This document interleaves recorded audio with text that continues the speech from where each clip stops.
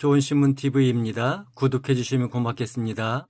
제가 이걸 언제 깨달았냐면요. 목회하면서 깨달은 게 아니고 도전만 마무리할게요. 오래전이에요.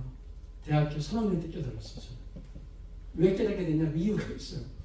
그때 제가 원래 그 학부에서 전공이 경제라고 그랬잖아요. 왜 그랬냐면 저희 어머님이 제 얘기했으면 합니다만 꿈이 제가 은행원이 되는 거예요.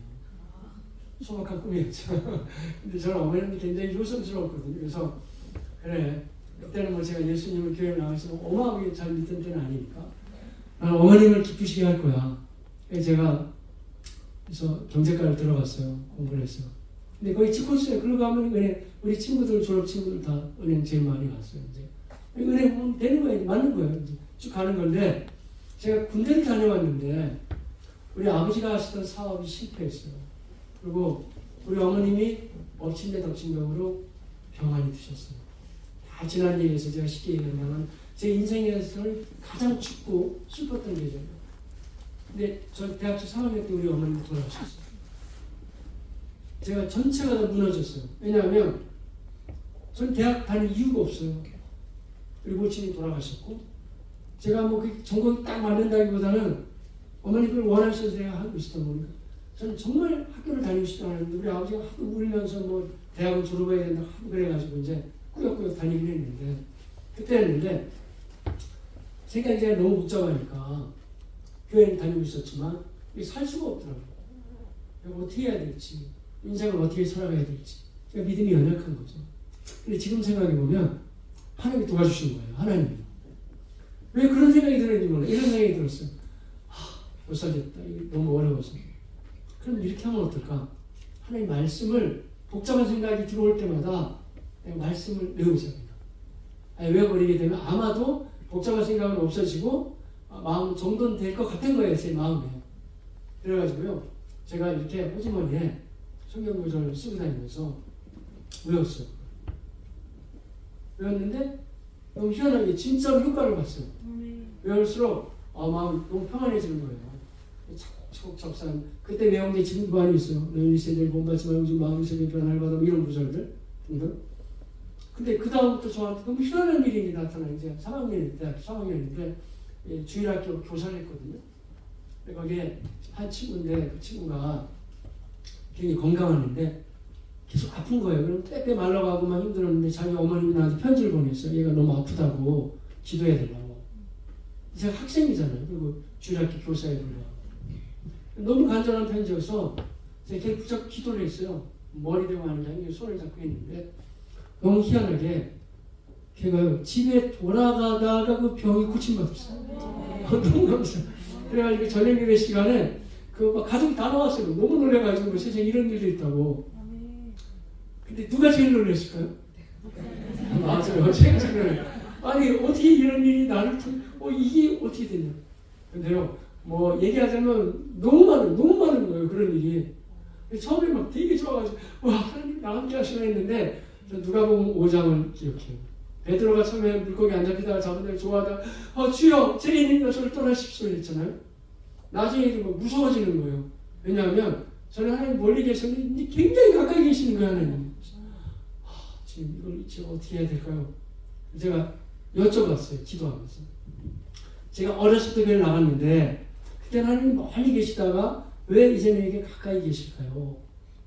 해봤는데요. 그때도 제가 외운 말씀이긴 하지만 제 마음이 이렇게 정리가 됐어요.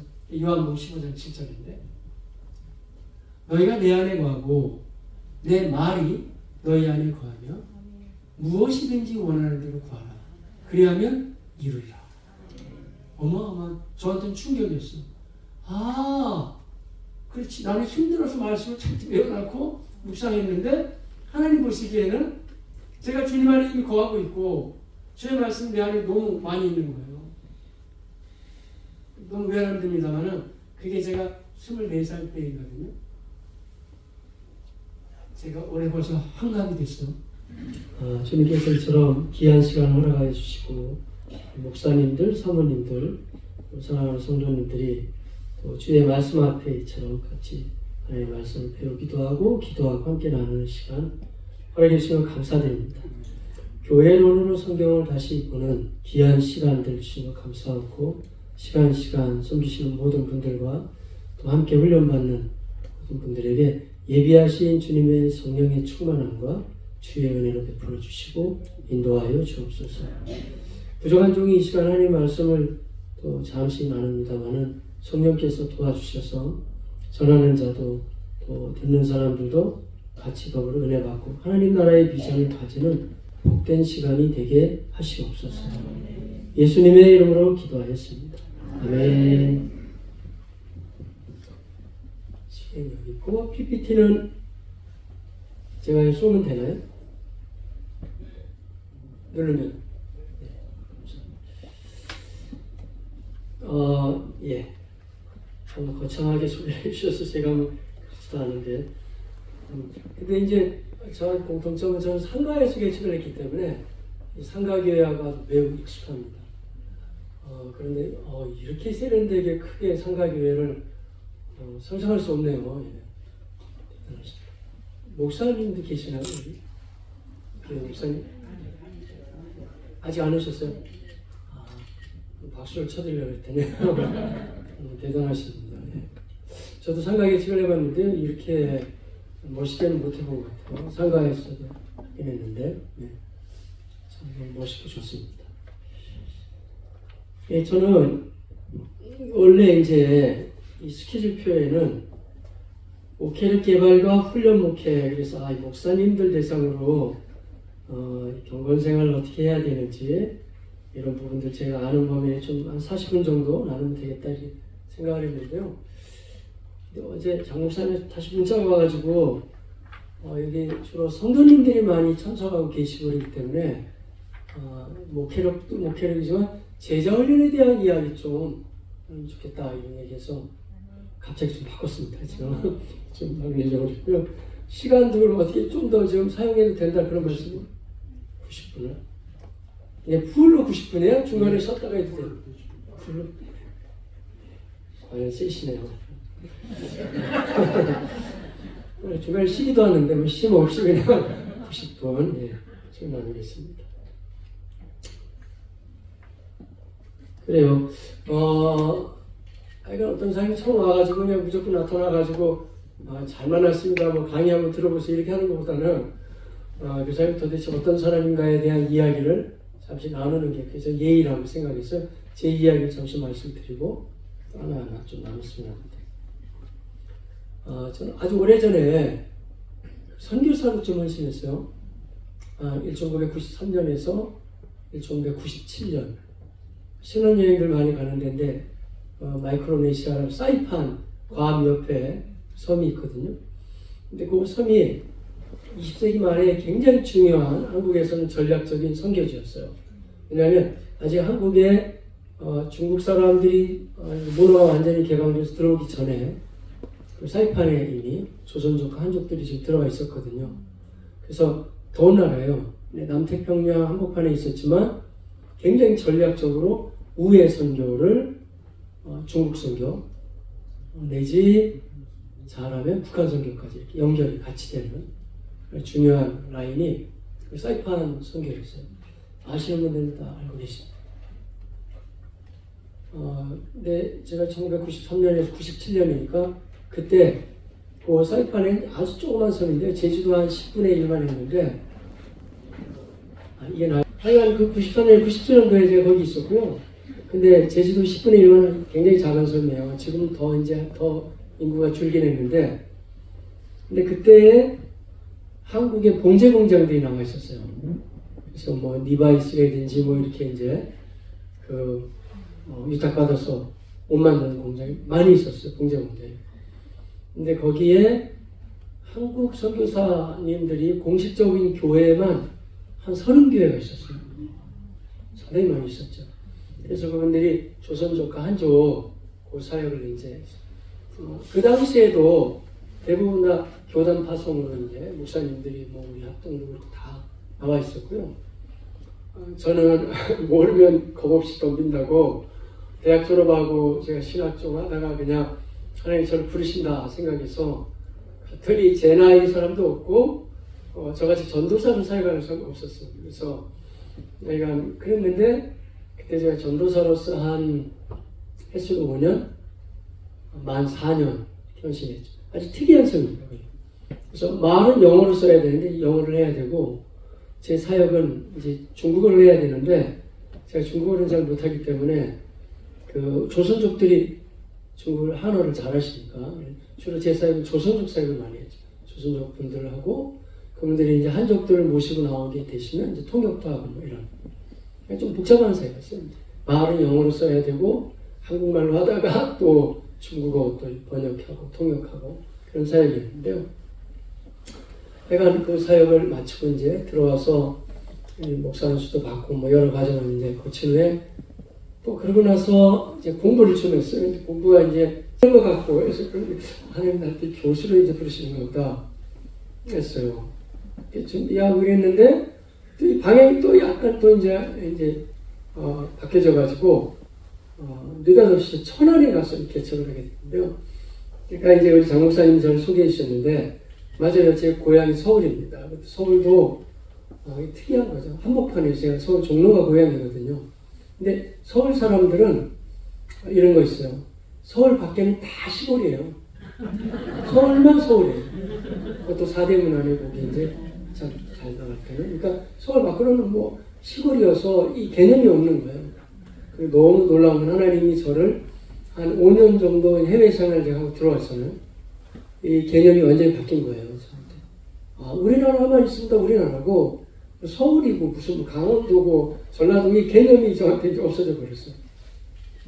그래가지고 내가 여하튼 천안에 이제 개척할 기회가 열려졌는데 제가 만약에 그 사이판 사역이 5년이 없었더라면 저는 아마 이런 걸 못했을 거예요. 아직까지 제 머릿속에 개념 가운데 교통정리가 안 돼 있기 때문에. 근데 그 사이판 5년 사역이 저를 많이 바꿔줬죠. 그래서 어디서든 여기는 뭐 한국말 하는 데고 얼마든지 뭐 한국 사람이면 되지 뭐 안 되겠냐 이렇게 이제 했는데 나중에 알았는데 그것도 역시 뭐 제가 뭣도 모르니까 겁없이 그냥 달려드는 거더라고요. 왜냐하면 한국 교회는 전 나중에 알았어요. 이게 2000년대부터 들어오면서는 거의 개척이 안 되다시피 해요. 여기 이름도 정말 멋있는데 참 좋은 우리 교회 대단한 겁니다. 개척에서 일어나게 몇 년에 개척한 거예요? 목사님 안 계셔서 99년 25년 그래도 대단하신 거예요. 99년이면은 그래도 그 20세기의 마지막 차를 탄 거네요. 99년이니까 저는 2002년에 개척해요. 2002년 내가 2000년대부터는 뭐 어렵다고 많이들 그랬어요. 근데 저는 몰랐죠. 한국 상황을 잘 모르니까. 열심히 했는데, 저도 이제 상가 한 50평에서 했거든요. 그 사이판 개척할 때는 제가 결혼하자마자 한 달 만에 나왔기 때문에 저하고 이제 아내가 뭐 신혼생활도 거의 없었죠. 제가 한 달 만에 나갔으니까. 나서 또 이제 우리 딸이 태어나서 사이판에서는 3명이 사역했어요. 처음 시작. 근데 이제 한국 와서 천안에서 개척할 때는 아들이 한 명 또 생겼어요. 그래서 저 아내 초등학교 3학년 딸 1명 그리고 3살짜리 아들 여기 4명이서 이제 개척을 했어요. 뭣도 모르고 이제 시작했는데 하나님이 참 은혜를 많이 주셨어요. 정말 은혜를 하나님 주신 거더라고요. 다 하나님 주셨어요. 인도하시고 해가지고 제가 교세를 자랑하거나 그런 건 아니고 그 도전을 좀 드리려고 해서 그렇게 했는데 전 천안을 전혀 몰라요. 영어도 아무도 없고 아무 사람 한 명도 없어요. 그냥 했는데 어떻게 쭉 하나님이 은혜를 많이 주셨죠. 지금은 나오는 사람은 한 2,000명 되는 것 같아요. 근데 정말 주님이 교회를 쑥쑥쑥쑥 이렇게 계속 성장시켜주셨어요. 그런데 하나님이 하셨어요. 그러니까 장 목사님이 소개해 주신 것처럼 제 개념 가운데는 원래 NCD라는 단체가 있기도 합니다만은 내추럴 처치 디벨로프먼트. 그러니까 교회가 너무 사람을 들들볶지 않아도 건강하면 건강한 교회로 튼실하게 잘 세워져 갈 수 있다. 자연의 이치를 보세요. 나무가 건강하면 잘 성장하고 열매 맺고 하잖아요. 그런 방향을 가지고 있는 사람들이 이제 내추럴 처치 디벨로프먼트라고 한국에 NCD라는 단체가 있어요. 전에는 굉장히 활발했는데 요즘에는 뭐 그 정도까지 활발한 것 같지 않더라고요. 근데 저는 그 단체 모르고 이제 그 단체 출신도 아니에요. 거기서 나온 책은 몇 권 읽어본 적이 있죠. 근데 개념은 굉장히 중요한 개념이에요. 만약에 교회가 생명체고 건강하다면 반드시 교회는 성장할 것이다. 이런 거죠. 또 그렇게 해요. 그래서 지금 다 제가 여러분하고 나누고자 하는 내용은 원래 담임 목사님이 계셔야 제가 제 이야기를 할 시간인데 여러분이 아무리 듣고 뭐 최 목사님 왔다 갔는데 우리 이렇게 해봅시다. 그건 아마 통하지 않을걸요. 이런 거예요. 저희 교회 그 하나의 시스템이랄까요? 그 구조가 교인이 한 100명 안 됐을 때 그렇게 제가 이렇게 틀을 잡아놓은 구조가 지금 한 2,000명이 넘어가도 구조는 바뀌지 않았어요. 그러니까 그 틀 안에서 계속. 그러니까 이제 저도 큰 교회를 섬겨보지 못했고 잘 모르기 때문에 성도님들 걱정이 되는지 저한테 사실 많이 물어보긴 했어요. 목사님 교회가 이렇게 부흥할 것 같은데 교회가 커지게 되면 계속 우리 이런 식으로 할 거예요? 아니면은 뭔가 최 목사님이 좀 바꾸고 이렇게 할 겁니까? 했는데 교인이 한 100명 안 모일 때도 제가 얘기한 게 있어요. 뭐 바꾸긴 뭘 바꿉니까? 만약에 이 교회가 옳다 그러면 우리 이대로 가면 그 수가 뭐 예를 들어서 200이 됐던 300이 됐던 혹은 500명이 됐던 혹은 1000명이 됐던 2000명이 됐던 아무 상관없이 이대로 그냥 요 그릇에 담아서 이렇게 쫙 올라가게 될 것입니다. 라고 제가 얘기했는데 너무 감사하게도 그 말대로 됐어요. 제가 지금 나누고자 하는 거는 그 얘기를 좀 말씀드리고자 하는 거고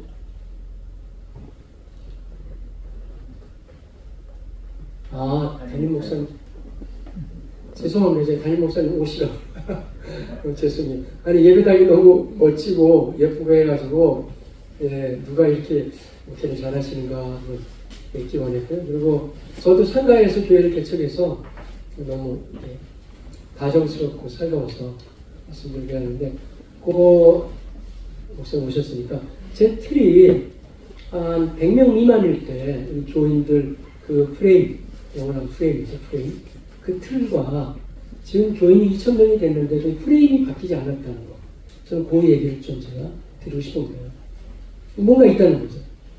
제가 목회를 잘한다는 얘기가 아니라 이게 성경적인 뭔가 원리가 있다는 거예요. 교회가 약간만 커도 뭐 조직을 만들기를 좀 너무 바빠하는데 그런 것보다는 뭔가는 더 본질적인 알맹이를 찾아갈 때 숫자가 뭐 늘어가도 상관없어요. 그래서 저는 원래 목사님 참 목회를 잘하시면서 저는 개척할 때 제 능력을 알고 뭐 다 이 교회가 어렵다는 것쯤 알았기 때문에 제가 서운 기도한 건 아닌데 하나님께 이런 마음을 먹었던 것 같아요. 이렇게 해주세요. 그렇게 하기보다는 참 특이해요. 지금 생각해도 하나님 우리 교회는 한 100명만 되게 해주세요. 라고 기도하면 좋은데 그렇게 하자니 제 능력이 거기까지는 못 미치는 것 같고 또 우리 딸도 초등학교 3학년이고 아들도 3살이고 우리도 생활도 하고 먹고도 살아야 되고 교회도 일어나야 되니까 100명을 구하자니 너무 죄송하고 그래서 제가 혼자 생각에 한 교인이 80명만 되면 좋겠다 이런 생각을 제가 정리를 했어요. 혼자 80명만 되면 정말 그래도 교회가 서로 행복하고 이렇게 좀 잘 세워지지 않겠는가 라고 생각했는데 제가 생각했던 것보다는 교회가 뭐 굉장히 많이 커져버린 거죠. 그래서 그건 편하더라고요. 제가 한 80을 생각했기 때문에 제 개념 속에는 저는 80이 넘으면서부터는 모두가 감사하고 행복이에요. 왜냐하면 80명만 채워도 이게 뭐 할렐루야로 큰 은혜인데 그 숫자가 넘었잖아요. 그 다음부터는 뭐 감사하고 기쁘고 뭐 하나님이 어떻게 무슨 일을 하시려고 이렇게 계속 들어가게 하실까 뭐 이렇게만 생각했죠. 그래서 이제 그 개념이 근데 80명이 됐든 100명이 됐든 간에 그럼 성경이 말하는 건강하고 좋은 교회의 모습은 과연 뭘까 그런 거죠. 그랬을 때 성경에서 찾아보면요 다른 부분이 아니고 제가 오늘 좀 얘기하고자 하는 것은 건강한 교회는 목회자들만 막 움직이는 게 아니고 일반 성도님들, 평신도들이 한 목회자처럼 움직이면 건강하지 않겠습니까? 이런 거죠. 성경이 또 그렇게 말하니까. 그러니까 뭐 목사님도 필요 없고 뭐 함부로 막 하고 그런 개념이 아니에요. 하나님이 주의 종으로 세우셨기 때문에 에베소 아니면은 소모나 버가모 주님이 요한계시록에 보면 7교회 사자들을 친히 부르시잖아요. 그러니까 세우신 주의 종들은 굉장히 귀하신 분들이고, 그런데 그 교회를 혼자서는 못해요. 아무리 뛰어난 사람. 그러면 뭐 목회자들, 부목사님들 많이 모시고 온다. 능력 때문에 그럴 수 있지만 아무리 부목사가 뛰어나도 만약에 교회에 1000명 되고 2000명 되고 5000명 되고 그러면 어떻게 다 해요? 그렇다는 거예요. 계속 교육자를 더 막 삥삥 돌리고 할 수도 있겠죠. 안타까운 얘기도 많이 들어요. 꽤 유명한 교회들인데 최근에도 제가 들었네요.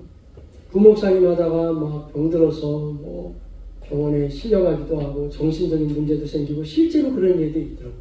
왜냐하면 너무 업무량이 많은 거예요. 도저히 감당이 안 되는 거죠. 다 하려니까. 성도 일일이 다 챙겨야 돼요.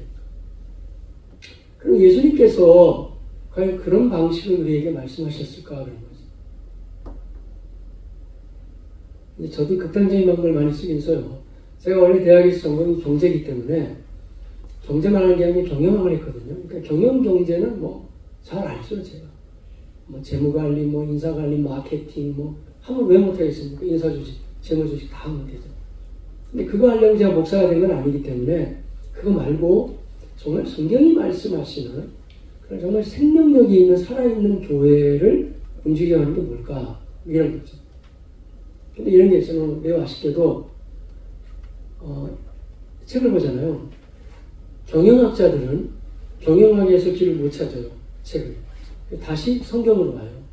그래서 왜 서번트 리더십 이런 거 들어보시잖아요. 섬기는 리더십. 그게 원래 성경에 나오는 거 아니에요. 예수님의 리더십이잖아요. 요새 경영학에서 얘기되는 이야기예요. 세상 경영학으로는 안 된다 이거예요. 뭔가 좀 사람의 마음을 열 수 있는, 다시 성경으로 와요. 거꾸로 되는 게 뭐냐면요. 여기 계신 목사님들이 안 그러겠지만, 목사님들은 오히려 이 신학이라는 게 인문학이거든요. 인문학을 하다가 경영이나 경제나 이런 사회과학이에요. 다시 그쪽으로 가요. 또 이쪽.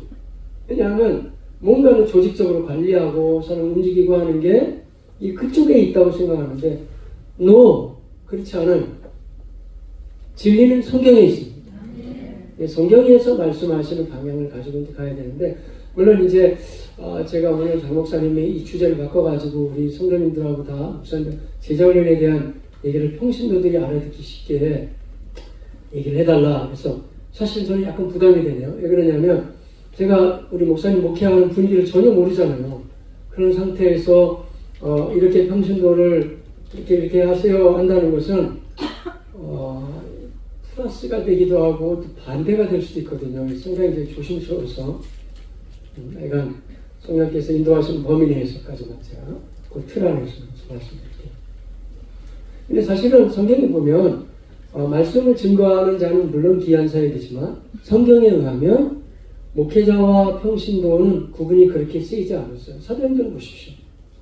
그 가운데 나는 스데반 집사예요, 집사. 빌립 집사. 다 집사였잖아요.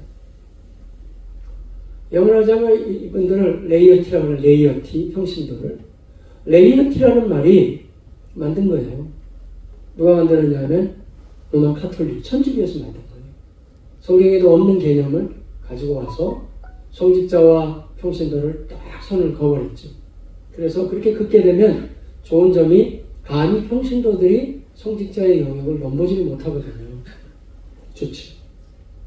평신도들은 시키는 일만 하면 되는 거고 다 따라가면 되고. 근데 그런 문제가 생깁니다. 왜냐하면 절대 권력은 절대 부패하게 되어져 있는 거예요. 그래서 천주교가 그렇게 타락하는 거예요. 아무도 건들지 못하니까. 그렇게 되면 안 되는 거죠. 그래가지고 나중에 종교개혁자들이 이제 1517년에 마틴 루터 때 시작해가지고 다 종교개혁을 하면서 그분들이 주장하는 게 백투 더 바이블이잖아요. 성경으로 돌아가자. 그래서 성경이 뭐라고 말씀하시느냐. 근데 물론 이제 그런 루터나 칼빈이나 이런 분들도 우리처럼 완전히 이제 서서히 그분들이 개혁의 방향을 정하신 것이지 완전히 바꿀 수는 없었어요. 분위기가 있었기 때문에. 그래서 첫 번째 종교개혁이 잃어버렸던 성경으로 다시 돌아간다 그러면 두 번째 종교개혁을 들어보셨나요? 잃어버린 사역을 다시 찾게 해주는 거예요. 성도님들. 그래서 그들이 각 영역에서 열심을 다할 수 있게. 제가 하는 범위 내에서는 이 교회가 장목사님 통해서 제가 듣기로는 영성운동을 많이 하고 기도 많이 하신다고 그러는 너무 좋습니다. 그것도 저하고 잘 맞습니다. 왜냐하면 제가 성장 과정에 우리 교회에도 우리 남자 목사님, 여자 목사님 계셨는데요. 제가 처음에 저는 한 교회밖에 안 섬겼어요. 그 교회가 성결교회였어요. 굉장히 뜨거웠어요. 70년대 성결교회. 그 순복음 뜨거웠죠. 그런 교회였는데 하여간 우리 담임 목사님이 어디 가서 뭔가 좀 마음이 이렇게 상하셨는지 성결교회 간판을 내려버리시고 장로교회로 바꿔버리셨어요. 그런 경우도 있더라고요. 바꿨어요.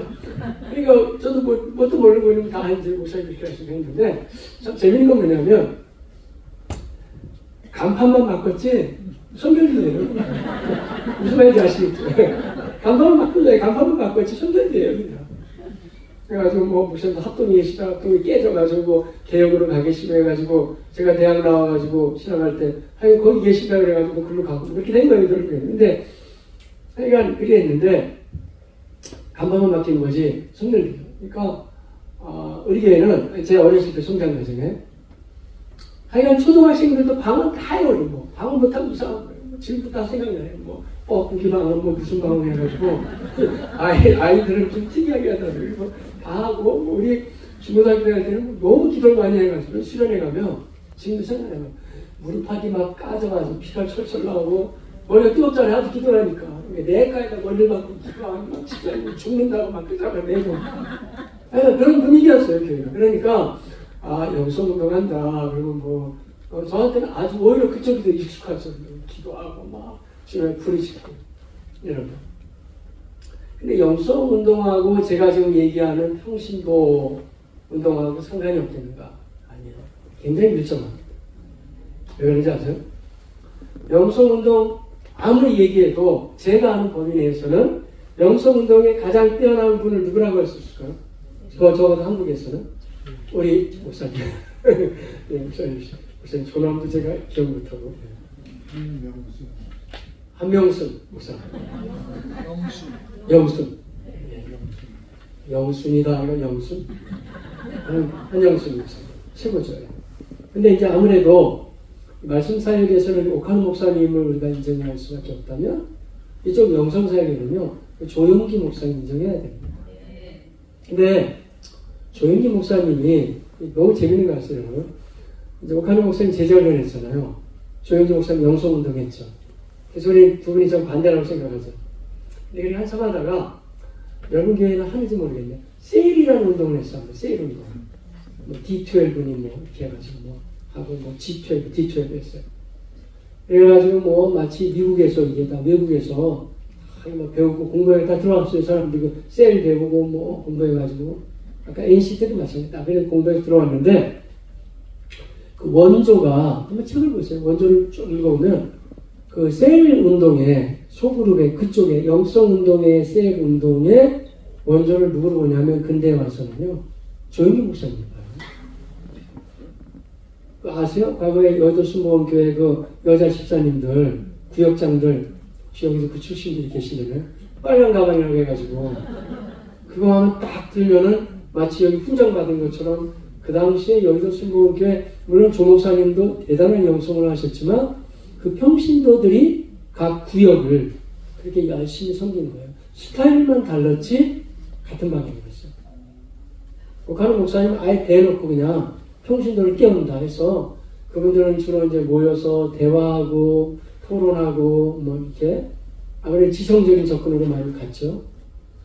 근데 여기는 대화나 토론보다는 그냥 일반적으로 선포하고 기도하고 그랬지만 공통점은 뭐냐면 양쪽이 다 소그룹을 활성화시켰을 때 교회는 탄탄하게 흔들림이 없이 부흥했다는 거예요. 제 얘기가 바로 그 얘기예요.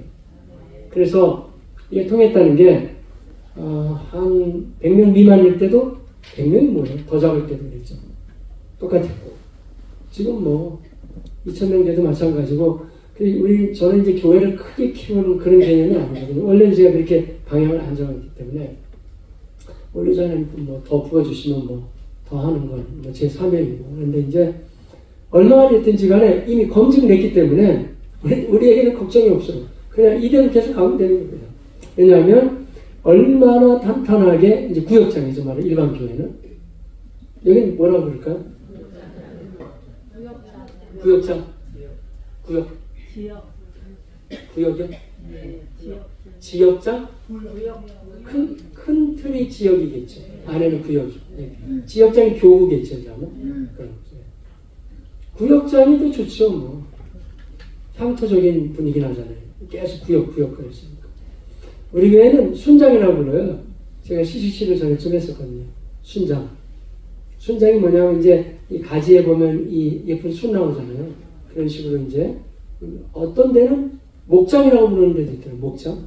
또 세일이라고 부르기도 하고. 근데 구역이 좋은 것 같아요. 이름. 구역장 하면 되죠. 그러니까 중요한 것은 그 구역장이 얼마나 힘있게 교육사 수준으로 움직이느냐에 따라서 교회는 굉장히 생명 있게 움직이는 거고, 그냥 마지못해서 피동적으로 움직이면 하나의 조직에 불과한 거고, 뭐 거기서 나눠지는 거예요. 긴 구역장이 있죠. 구역장을 어떻게 세우느냐. 그래서 중요한 관건은 이제 구역장을 세우는 거네요. 그렇잖아요. 그럼 구역장을 어떻게 세울 것인가. 그래서 구역장을 세우는 코스가 바로 제자 훈련이에요. 목사를 세우는 코스가 신학교라면, 신학대학원이라면, 평신도 리더십을 세우는 코스는 제자 훈련입니다.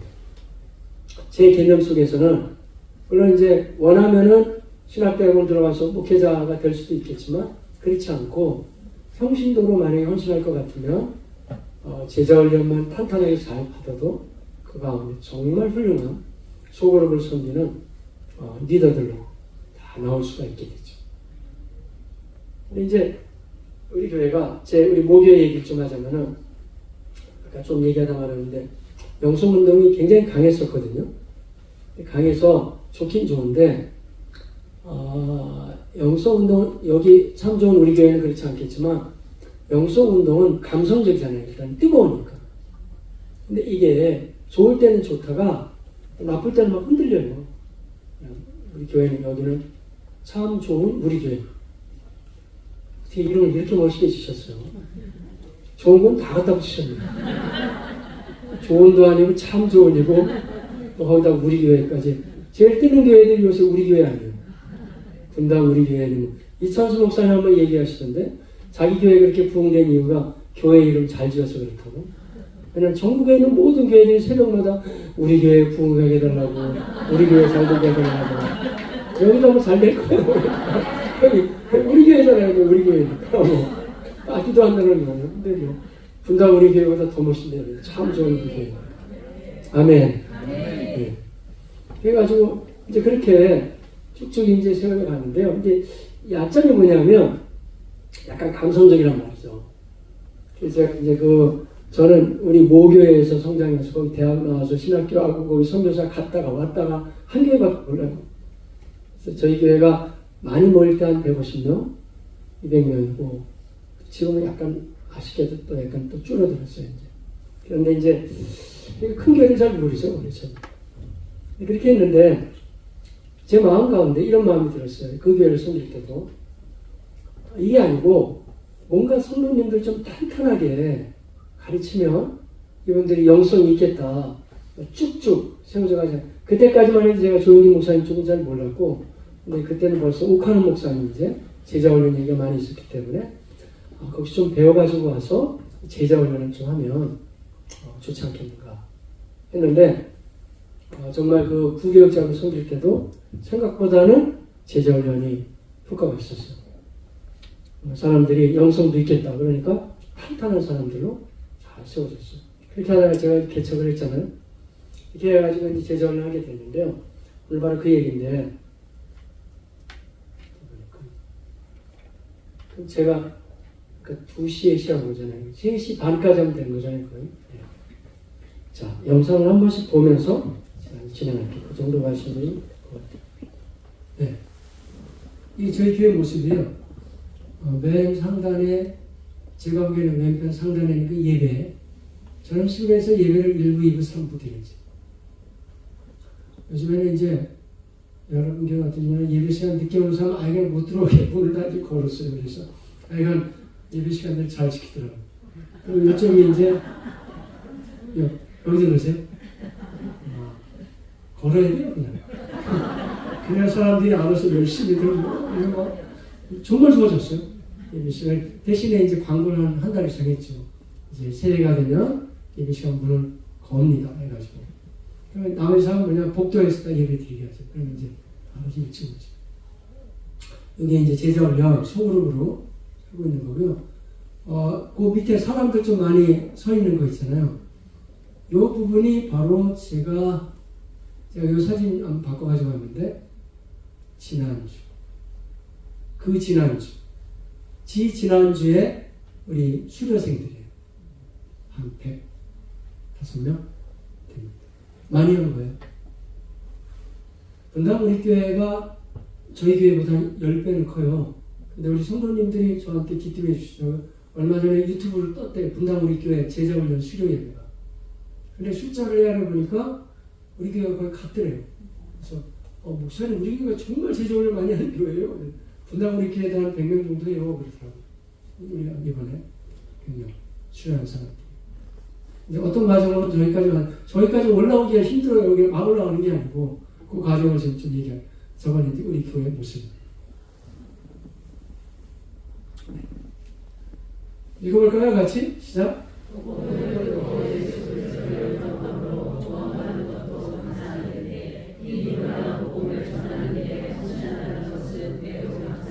맞아요. 그런데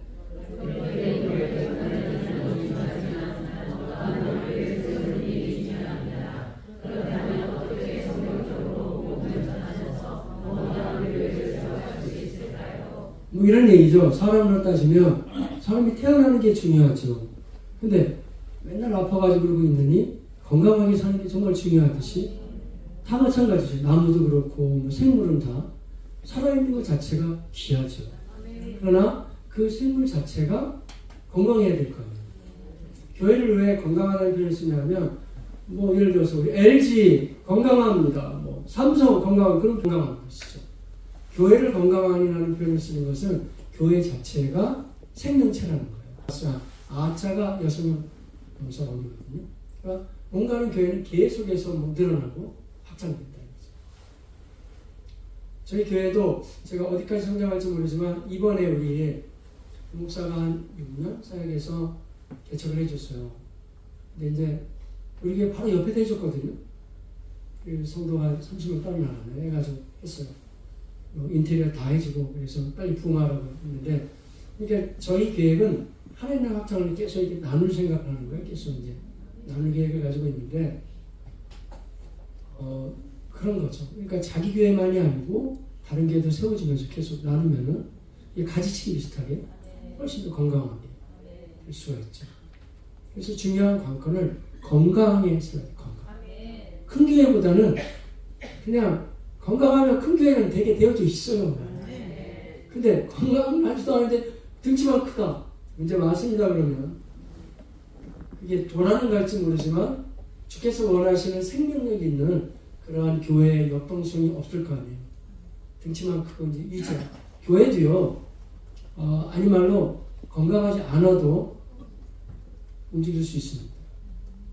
왜냐하면 우리 연약한 인생들이기 때문에 인간관계도 엮여 있고 교회가 크잖아요. 그럼 다 연결되어 있으니까 교회가 어느 정도 선에 올라갔을 때 오히려 더 무서운 거예요. 사람은 그 교회를 떠나지 않습니다. 왜냐하면 다 연결되어 있어요. 근데 그걸 전부인양 생각하면 안 된다. 같이 뭔가 하나님이 원하시는 건강한 교회 모습으로 움직여 갈 수 있게 해나가야 된다. 어떻게 하면 건강한 교회를 쓸 수 있겠느냐. 읽어볼까요? 시작.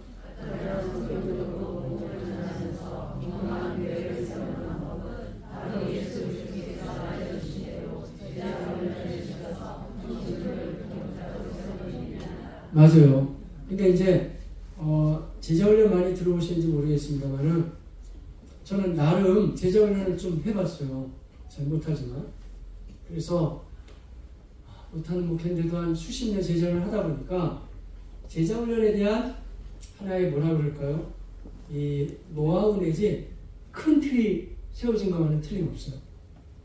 큰 틀이 뭐냐면 제가 지금 두 가지를 말씀드릴 수가 있어요. 제자훈련은 흔히 제가 제자훈련 얘기하면 좋아요 목사님 뭐 앞에 이렇게 손을 자꾸 얘기하지 말고 뭘 가지고 훈련하는지 그리고 어떻게 해야 좀 효과를 내는지 그런 걸 좀 빨리빨리 얘기해 보세요 할지 모르지만 그건 잘못된 겁니다. 그렇게 하는 게 아니에요. 제자를 자꾸 하다 보면 알게 되는데 무슨 교재를 쓰느냐, 뭐 오카노 목사님 걸 쓰느냐, 뭐 내비게이터를 쓰느냐, 뭐 어디 걸 쓰느냐. 물론 교재도 중요하겠지만 그거보다 더 중요한 게 뭐냐면은 무슨 정신을 가지고 제자훈련을 하느냐. 그래서 그걸 가지고 소위 우리는 제자도라고 해요. 이 뭐라 그러냐면 영어로 하면 discipleship이에요. discipleship. 어떤 정신을 가지고 제자훈련을 해나가느냐. 이게 마음이 중요하다 이거죠. 마음 자세가 아주 기본적이다 이거죠. 그래서 일부 교회들이 제자훈련을 하다가 뭐라 그럴까요? 실패라고 할까요? 실패하는 경우도 꽤 있어요. 몇 년도 해보지도 않고 뭐 몇 년 했는데 뭐 효과 없다 그러고 금방 둬버리고 막 실패하고 그러는데 왜 그러면 중간에 실패라는 표현보다는 중도 포기? 왜 중도 포기를 하는지 아세요? 그거는 이런 생각을 해서 그래요. 이 제자훈련에서 교회를 좀 부흥시켜야 되겠다. 내가 제자훈련에서 전도도 하게 만들고 하여간 이 사람들 팍팍 어떻게 움직여가지고 제자훈련에서 좀 더 일어나게 해야 되겠다. 이런 마음을 시작하면은 처음에는 굉장히 뜨겁게 일어나는데 이 중요한 건 지속성이거든요. 오래 못해요. 사람들 다 지쳐서 막 못하고 떨어지고 막 이렇게 돼요. 저도 잘 못하면서 좀 실패한 케이스를 말씀드려서 미안하긴 합니다만은 그것도 본인들이 하긴 하는 거죠. 그러니까 그 제자훈련하고 약간 다르긴 한데 거의 비슷해요. 결은 셀교라고 있거든요. 랄프 레이버라든지 아니 빌 맥캠 이런 사람들이 주장을 했고 한국에서는 부산의 풍성한 교회라든지 뭐 여러 교회에서 많이 했어요. 그 외에도. 근데 그 운동이 어떻게 보면은 오카노 목사님의 제자훈련 더하기 조영기 목사님 영수훈련 같이 섞어놓은 거예요. 그야말로 잘 되면 어마어마하죠. 그래가지고요 대단한 운동이 일어났어요. 저도 가봤어요. 부산 같은데. 정말 뜨겁더라고요. 사람들도 막 굉장히 많이 모이고 막 뜨겁게 일어났는데 다는 아니겠지만 문제는 그 했던 분들이 오래 못해요.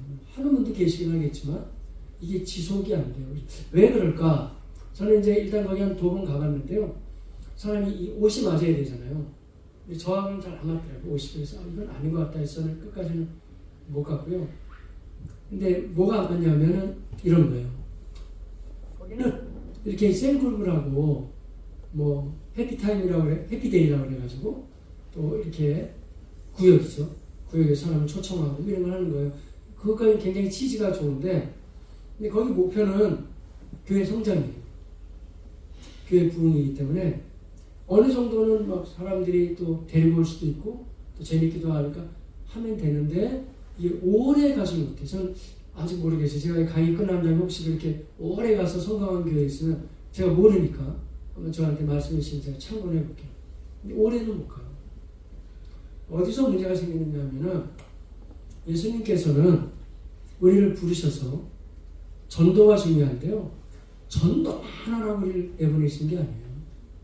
전도만을 위해서 우리를 부르시고 우리를 훈련시키시고 내보내는 게 아니에요. 그거는 오해입니다. 전도는 한 부분이에요.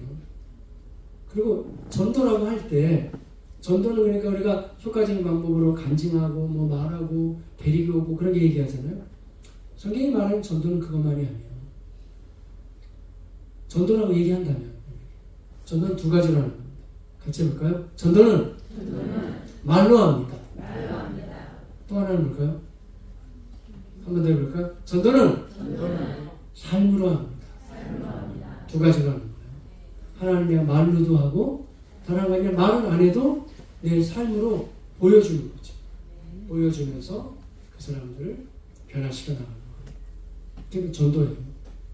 그러니까 무조건 그 사람들을 전도만 하고 교회만 붕시는 사람으로 세우는 훈련을 하면은 처음에는 굉장히 돌아가는 것 같다가 반드시 그건 막히게 되어져 있어요. 왜냐하면 복음서를 연구해보면 예수님은 그런 식으로 우리를 가르치지 않았기 때문에. 전도는 삶을 말하는 거예요. 말도 중요해요. 그러니까 제자 훈련은 전도도 하는 사람으로 세워주지만 보다 중요한 것은 그 사람의 삶이에요. 삶을 변화시키면 전도하지 말라고 해도 전도해오게 될 것이고, 그리고 한 사람의 삶이 변화가 되잖아요. 그러면 그 가정이 바뀔 거 아니에요. 특히 남편이 바뀐단 말이에요. 남편이 바뀌게 되면 온 전체가 다 바뀔 거 아니에요. 근데 뭐 대부분의 시작은 한국교회 같은 경우는 여자가 먼저 바뀌긴 하죠. 여자가 바뀌어요. 그러면 그게 무슨 당시 바뀐 것 같아. 제가 뭘 바뀌어요. 그리고 벌써 말하는 거, 행동 다 바뀌었단 말이에요. 너무 친절해져. 그러면 그 남편이 쉽게 교회에 따라 나올 수가 있게 되겠죠. 그러면서 바뀌고 또 바뀌고 또 이렇게 되는 거예요. 뭐 저는 제가 여러 가지 지금 도전을 드리러 왔기 때문에 저희 교회 얘기를 중간중간에 할 수밖에 없어요. 저희 교회는 예배를 드리잖아요. 아까도 화면에 나와서 모르지만은 남자 수하고 여자 수가 같거나 아니면은 남자가 훨씬 많아요. 그러니까 특이하죠, 그런 거. 그것도 30대, 40대. 왜냐냐? 바뀐 거예요, 사람. 누구든지 어려워요, 사람. 근데 그들의 삶이 바뀌게 되면 그 바뀌는 게 영향력이라는 거예요. 영향력은 무지무지한 힘이 있습니다. 엄청난 힘. 그러니까 제자 훈련을 해서 우리가 방향을 정하는 것은 그 소그룹의 구역장을 세우는 건데 그 구역장 한 사람의 삶이 완전히 예수님을 닮아가는 삶으로 바뀌게 된다면 그 사람의 영향력으로 말미암아 정말 탄탄해지는 거죠. 모든 게 다. 그래서 저는 이런저런 걸 좀 같이 지금 나누길 원하는 거예요. 특히 여자분들 모여서 구역 예배 드리고 할 수 있죠. 그런데 남자 한 명이 바뀌었을 때 그 구역이에요. 우리는 순이라고 합니다. 근데 그 구역이 모여서 예배를 드리면 대단한 거 아니에요? 특히 남자분들이 밤 늦은 시간에 밤 8시가 됐든 9시가 됐든 모여가지고 말씀을 나누고 기도하고 세상 말로 한다면 술 한잔 안 마시면서 성경을 앞에 놓고 기도하고 나눈다는 거는 만약에 그런 교회가 있고 세워지면 어마어마한 일이겠죠. 근데 그게 현실로 돼. 근데 다른 교회하고 제가 비교할 일은 없습니다만 우리 딸도 얼마 전까지 사랑에게 전도사로 있었어요. 근데 보면은 적어도 남자 구역은 제가 생각 우리 교회가 훨씬 탄탄한 것 같아요. 되게 삶이 바뀐 거죠. 바뀌어가지고 그 사람들이 그 앞에서 헌신하고 세워져 나가요.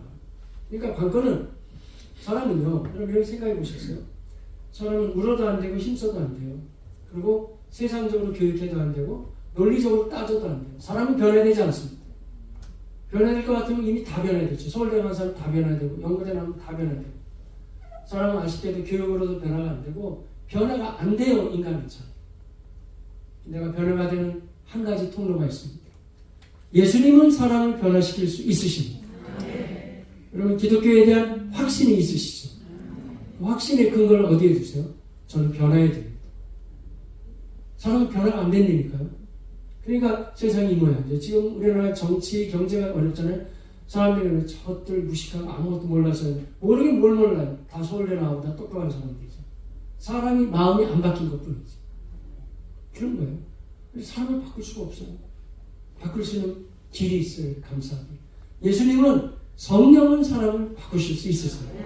그리고 또 한 가지 성령의 감동으로 쓰여진 성경은 사람을 바꿀 수 있습니다. 사람을 바꿔놓을 수가 있어요. 그러니까 제자훈련은 제가 말씀드린 우리 교회만 잘하는 것도 아니고 특화되어 있는 데에만 잘하는 것도 아니고 얼마든지 할 수가 있어요. 바꿀 수 있고 진행해 나갈 수가 있죠. 그리고 특별히 여러분같이 기도 많이 하고 영성운동을 하는 이런 교회는 사실은 제자훈련이 훨씬 잘 될 수가 있어요. 왜냐하면 기본 토양이 탄탄하기 때문에 그 가운데 우리가 그렇다고 한다면 주님의 제자로서 어떻게 준비해서 각 구역을 마치 내가 섬기는 목양자처럼 하나 섬긴다고 하면 정말 탄탄한 교회로 잘 세워나갈 수가 있게 되겠지. 그런 모습들인데요. 그래서 제자도와 하나는 제자훈련 어떻게 할 것인가 그런데 시간이 제한되기 때문에 사실 제자도가 제일 중요한데 이거 하면은 실제적인 얘기를 제가 여러분한테 못 드려요. 그래서 제자도는 그냥 읽고 넘어가는 걸로 할게요. 제자도에 대한 책이 중요한 책도 굉장히 많습니다. 존 스토트가 쓴 제자도라든지 또 그 외에 달라스 윌라드 등등 대단한 분들이 많이 썼는데요. 저는 제 자체적인 제자도를 한번 봤는데 자, 이 얘기를 제가 해서 읽어볼까요? 시작. 제자훈련, 성도들을 훈련시켜서 전도도 하게 하며 전도가 나쁘다는 건 아니고 각 소그룹을 섬기는 리더로 세우는 훈련입니다. 어떻게 해요? 주님과 동행하는 훈련이고 삶이 변화되는 훈련이에요.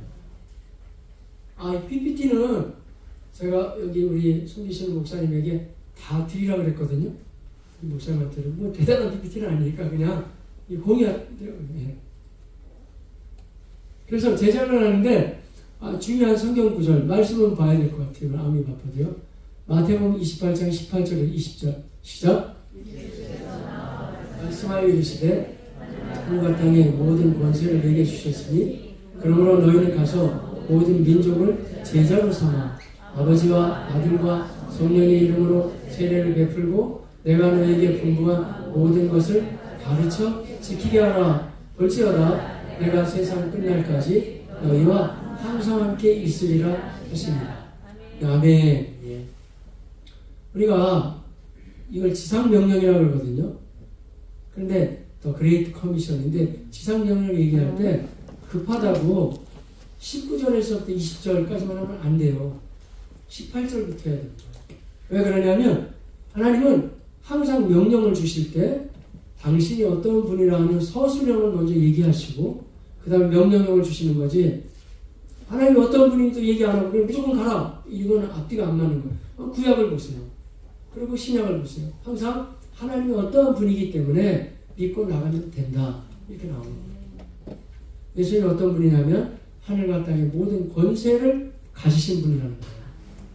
그러므로 너희는 가서 모든 민족을 제자로 삼아. 한국교회에 부흥하기도 어려운데 여러분 이 정도 이 상가에서 지금 양층을 제가 밑에 층도 가보고 왔거든요. 규모가 꽤 크더라고요. 위아래 이 정도 대단한 목회라합니다. 대단한 교회고요. 정말 이름처럼 참 좋은 교회로도 힘있게 일어나시기를 주님의 이름으로 축복합니다. 그런데 스케일을 좀 넓힐 필요가 있어요. 왜냐하면 예수님의 스케일은 광명시 정도가 아니에요. 보세요. 가서 모든 민족으로 제자를 삼아. 한번 생각해 보셨어요? 판타타에스네. 헬라어로 한다면 판타타에스네. 모든 민족으로. 나라는 유엔에 보고된 나라는 전 세계가 한 195개국이에요. 대만, 코소보 다 포함하면 200국 정도 돼요. 근데 예수님은 각 나라로 가라는 것이 아니라 모든 민족을 전도하라고 했잖아요. 모든 민족. 아멘 하셨는데 좋아요. 모든 민족이 판타타에스네.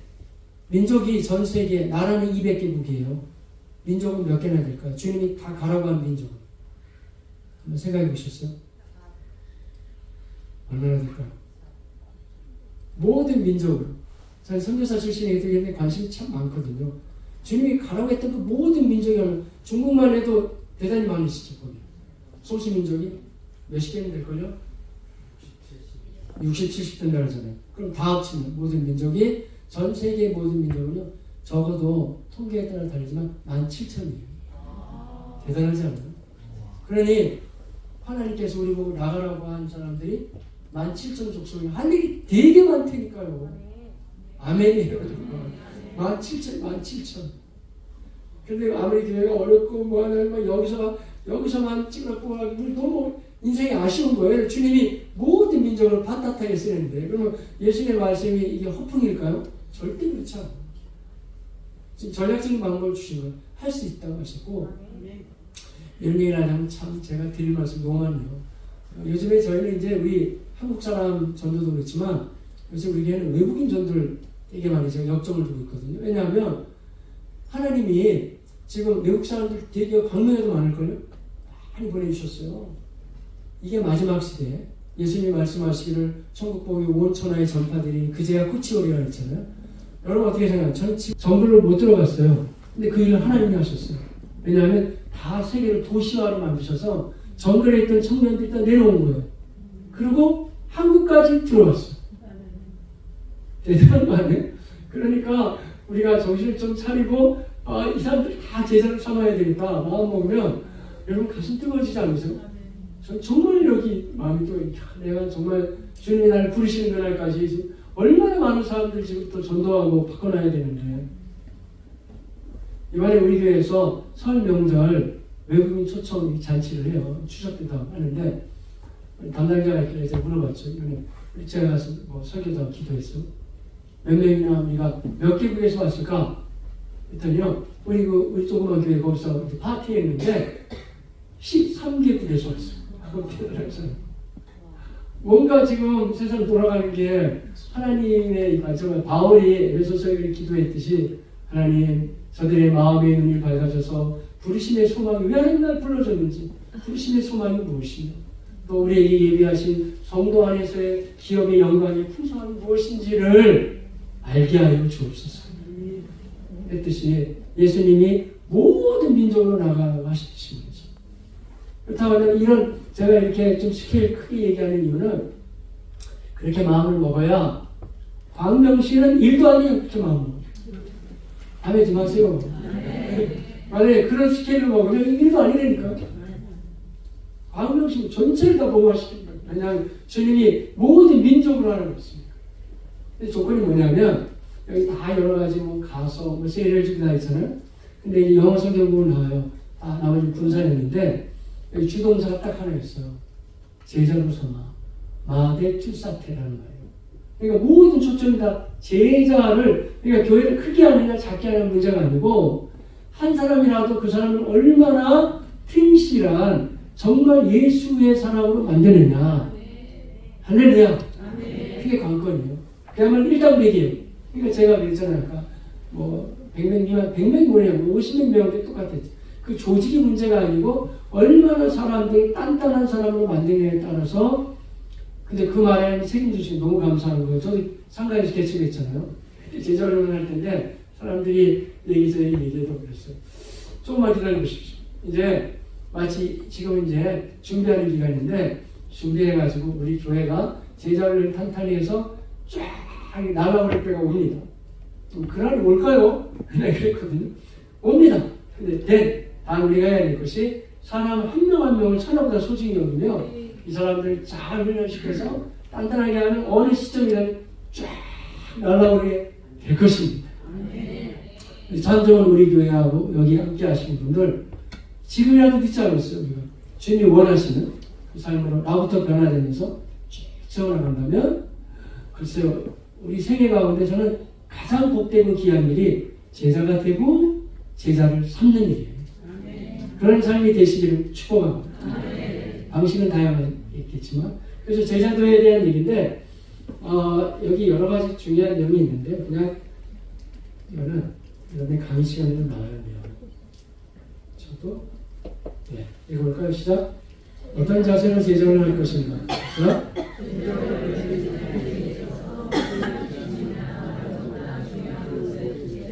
디사이플십 매우 중요합니다. 믿음 고백과 성령 충만. 이거 혹시 교회론으로 성경 읽기 그래서 장 목사님 얘기 안 하시던가요? 장 목사님이 서천원 교수님 얘기 많이 하실 건데 서 박사님 대단한 분입니다. 서울대학교 나오고 총신도 웨스트민스터 하시고 화랑가서 공부하셨는데요. 저는 이번 강의를 들으면서 참 고민을 했어요. 그래서 제가 제자들의 처음에 왔는데 왜냐하면 이런 겁니다. 저분이 저렇게 뛰어난 분이 저는 서 박사님 거의 천재라고 생각하는데 저 머리를 가지고 평생을 한국에서 서울대에서 총신에서 웨스트민스터에서 화란에서 공부하고 그분의 결론은 여러 가지 방대한 시각이 있지만 제가 접한 결론은 믿음 고백이에요. 뭐냐면 예수님을 믿잖아요. 믿는데 아무리 믿음이 좋은 사람도 깜빡깜빡해요. 선교사도 목사도 다 이해가 없어요. 내 믿음이 나도 모르게 약간 떨어질 수가 있거든요. 근데 그럴 때마다 우리가 이 제자훈련의 이 기본 자세예요. 이게 믿음으로 살아갈 수 있는 근거가 있다는 거예요. 그게 바로 에베소 3장 17절 말씀을 근거로 해요. 같이 보실까요? 시작. 믿음으로 말미암아 그리스도께서 너희 마음에 계시게 하시옵고. 카토이케오 헬라어로는. 그러니까 예수님이 내가 주 예수님, 제가 주님을 믿습니다. 고백할 적마다 제 마음에 주님이 좌정하신다는 걸 확신할 수 있고 믿음을 가지고 나아갈 수 있다 하는 얘기인데요. 제가 얘기 많이 안 해도 이제 또 강의 중에서 비슷한 내용이 나올 겁니다. 그리고 또 한 가지는 사도행전 1장 8절 이걸까요? 시작. 오직 성령이 너에게 임하시면 너희가 권능을 받고 예루살렘과 온 유대와 사마리아와 땅끝까지 이르러 내 증인이 되리라 하십니다. 아멘. 고린도전서 2장 14절에서요. 3장 1절에 하면 사도 바울은 사람을 세 종류로 구분했어요. 우리가 알기로는 사람은 두 종류 아니에요? 하나는 예수 믿는 사람, 예수 안 믿는 사람이잖아요. 근데 성경은 그렇게 구분 안 해요. 예수 안 믿는 사람, 예수 믿는 사람 안에서 두 종류가 또 나눠져요. 하나는 성령 충만한 사람, 그렇지 않은 사람은 육신에 속한 자라고 얘기해요. 그래서 제자훈련도 중요하고 다 필요하지만 사실은 여러분 기도 많이 하시는데 영성이 제일 중요합니다. 근거가 있냐? 근거 있습니다. 제 얘기를 해서 미안합니다만 저희 집안은 아주 오래전이죠. 76년부터 예수를 믿었으니까. 그 전에 우리 아버지 어머님은 한국 상황이 비슷하지만 우리 불교였어요. 근데 불교하고 유교였는데 우리 어머님이 또 종교심이 있고 우리 어머님 뭘 하면 뭐든지 열심히 해요. 그래가지고 불교를 나가긴 나가는데 그 4월 초파일 날 연등 들고 쫓아다니고 맨 앞에서 굉장히 적극적이에요. 우리 모친 성격이. 이렇게 하시다가 또 더해요. 한 가지 더해요. 더가 뭐냐면 무당들 있잖아요. 무당들 우리 집에 데리고 와요. 또. 무당을 데리고 와요. 근데 저는 무당들이 어려서부터 무당이 하는 짓을 봤어요. 무당도 목사가 이런 말씀 미안합니다만은 무당 병 고치는 거 봤어요? 무당도 병도 고치고 귀신이라고 타협해가지고 하기도 하고 무당이 이렇게 칼 타기도 하고 그러잖아요. 왜 그런지 아세요? 성경에 다 나와 있어. 고린도전서 2장 14절에 하면 내가 전도하자고 이런 사람 있죠. 안 믿어요, 안 믿어. 나 절도 안 가고 그 땅은 안 믿어요. 좀 종교를 몰라요. 저는 혼자 그냥 전 주지도 않고 받지도 않고 혼자 삽니다. 지잘난 인생. 그런 인생을 성경은 뭐라고 하냐면요. 육에 속한 사람, 육에 속한 사람. 근데 이제 그게 아니고 그거보다 더한 사람이 있어요. 자기 혼자만 사는 게 아니라 거기에 귀신이 들어오는 거예요. 귀신이. 그런 인생을 신접했다 그러잖아요. 지저분한 일. 지저분.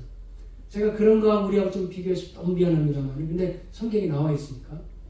근데 우리가 왜 대단한 사람이냐면은 아무것도 안 믿어요. 이런 인간은 이제 육에 속한 사람이고 우리 믿잖아요. 근데 무당 같은 사람은 신접이잖아요. 귀신이 들어오잖아요. 우리는 그게 아닌가요? 내가 예수를 믿어요. 여러분 가운데 방언하시는 분도 계시고 안 하시는 분도 계시고 여러 유형이 있겠지만 영적 체험이 있고 없고 그러겠지만 그게 중요한 게 아니고 고린도전서 12장 3절에 하면 누구든지 예수를 주로 시인하는 사람에는 성령이 아니고서는 예수를 주로 시인할 수 없다고 그랬어요. 그러니까 성령이 이미 거하신 거예요. 그러니까 내가 내 영만 가지고 사는 인간이 있잖아요. 안 믿는 사람. 그리고 귀신 들리는 사람도 있잖아요. 그게 아니고 성경은 내 영이 있어요. 내 영이 있는데 여기에 내가 예수를 영접할 때 하나님의 영이 들어오시는 거예요. 그러면 뭐 두 영이 있네? 그 얘기예요. 로마서 8장 16절 성령이 우리 영과 더불어 성령이 우리 영과 더불어서 우리가 하나님의 자녀인 것을 증언하시는 대단한 거죠. 그래서 이 교회도 그렇고 기독교 신앙이 기독교가요 굉장히 논리적이고 사변적이에요. 우리나라도 연세대학 뭐 대단한 쟁쟁한 대학 다 교회에서 세웠잖아요. 미국도 그래요. 하버드, 프린스턴이 원래는 경건한 교회에서 다 세운 거예요. 근데 한 가지 약점이 뭐냐면 이 논리가 세기 때문에 믿음 생활이 논리에서 논리로 가면 길이 없어요. 왜냐하면 이 기독교도 논리로 다 접근할 수가 있거든요. 근데 여기 약간 달라요, 양상이. 왜냐하면 논리도 중요하지만 분명히 성경은 우리 안에 영이 들어오셨다 그러잖아요. 그렇다고 우리가 막 그냥 무식하게 목에 쫓아다니는 그게 아니라 이 하나님을 향한 지혜도 필요하지만 우리 속에 분명히 성령이 들어오시는 거예요. 그리고 그 영은 절대 떠나지 않습니다. 그래서 우리가 이제는 길이 그밖에 없어요. 어차피 안 떠나니까. 성령이 들어오신 성령이 간신히 남아있는 영이 아니고 이 성령 충만함으로 일어나시길 바랍니다. 찬양 부를 때 성령의 역사가 나타납니다. 말씀에 집중할 때 나타납니다. 기도 간청할 때 나타납니다. 그러니까 성령 충만함을 받게 되면 쫙 일어나게 돼서 제가 여러 제자 올려면 제자도 얘기할 게 많지만 그것만 하면 될 것 같아요. 그럼 이제는 제자를 어떻게 할 것인가 그 얘기만 제가 드리고 이거는 PPT는 드리고 갈 거니까 쭉 읽어보시면 목사님 훌륭하시니까 다 아세요. 이렇게 보면 어려운 얘기 하나도 없어요. 하나님 나라의 비전과 주제권을 가지고 살아야 된다. 이게 다 이제 가치 변화. 사람들 가치 때문에 돈만 좋아하는 사람은 돈만 쫓아잖아요. 그렇잖아요. 지금 자본주의 시대에 지금 캐피탈리즘이거든요. 온통 다 돈이면 다 되는 것처럼 보이잖아요. 인간이 타락해가지고 돈, 남자들 같은 경우는 돈 아니면 여자, 돈 아니면 여자, 이게 세상이잖아요. 어떤 사람이 너무 그만 밝히다가 돈 여자 해가지고 돈 여자 만났다는 거야. 돈 여자. 그러니까 이 사람이 가치가 중요해요. 남자들, 자매도 그렇지만 남자들이 왜 복음 앞에서 변화가 될까? 가치다. 인생 가치가 돈인 줄 알았어요. 출세인 줄 알았거든요. 이게 아니란 말이죠. 진짜 가치가 따로 있다는 걸 알게 되실 거예요. 거기 저 앞에 헌신할 수 있습니다. 이런 말씀이 많네요. 정말 이런 사람 많아요. 주변에. 어떤 사람. 가치가 바뀌어야 돼요. 근데 사람은 뭐로도 변화가 안 되지만 예수님은 사람을 변화시킬 수 있으시고 성령은 우리를 변화시킬 수 있고 말씀은 우리를 변화시킬 수 있으십니다. 그래서 이런 이제 이게 되게 중요한 건데 빨리 넘어가면 두 번째 이제 무엇을 가지고 제자를 할 것인가인데 제가 쓴 교재가 있으면 소개해드리면 아주 좋을 때 그건 없어요. 근데 대신에 사람마다의 스타일이 있잖아요. 저는 항상 이 개념이 선교예요. 제가 여기 들어와서 교회를 개척하지만 우리 교회는 애당초에 선교적인 교회를 세우겠다고 했고 지금도 뭐 제가 그 활동을 하고 있고 그러니까 주로 그러기 때문에 항상 어떻게 해야 전 세계에 있는 17,000이 넘는 모든 민족이 족속이 17,000이 된다고 그랬잖아요. 판타타이스면 그 사람들 다 복음으로 변화시킬까? 그랬을 때 저같이 무명의 사람이 쓴 글은 어렵겠더라고요. 그래서 가장 많이 퍼져 있는 글을 제가 교재를 가지고 하죠. 처음에 복음 제시. 복음 제시를 할 때 목사님들도 그렇지만 이 교회에서는 전도하잖아요. 예수를 믿으세요. 그 복음 제시를 뭘 가지고 가세요? 뭐 사역을 하세요? 아니 글 없는 책으로 하시나요? 뭐가 있을까요? 아무것도 없고 우리 삶으로 보여준다. 그게 최고는 최고인데 간증을 하면서 보여줘도 되고. 근데 사실은